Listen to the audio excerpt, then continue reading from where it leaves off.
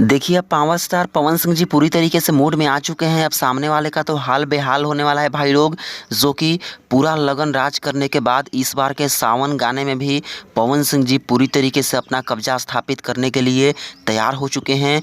जो कि पवन सिंह जी बीते रात को अपने 2 बोलबम गाने का शूटिंग पूरा कर लिए। जी हाँ, बहुत ही बड़ी अपडेट है। आप सब जो तस्वीर देख पा रहे हैं पवन सिंह जी का बोलबम का शूटिंग टाइम की यह तस्वीरें हैं, जो कि बीते रात को पवन सिंह जी 2 बोलबम गाने का शूटिंग पूरा किए हैं। जो कि एक गाने में पवन सिंह के साथ डिंपल सिंह मॉडल के तौर पे होने वाली है और एक गाने में पवन सिंह के साथ मॉडल के तौर पे बेबी काजल होने वाली है।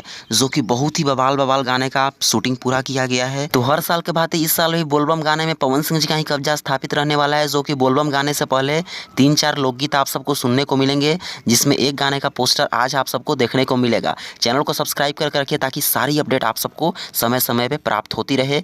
वीडियो को शेयर कीजिएगा। मिलते हैं नेक्स्ट वीडियो में, तब तक के लिए धन्यवाद।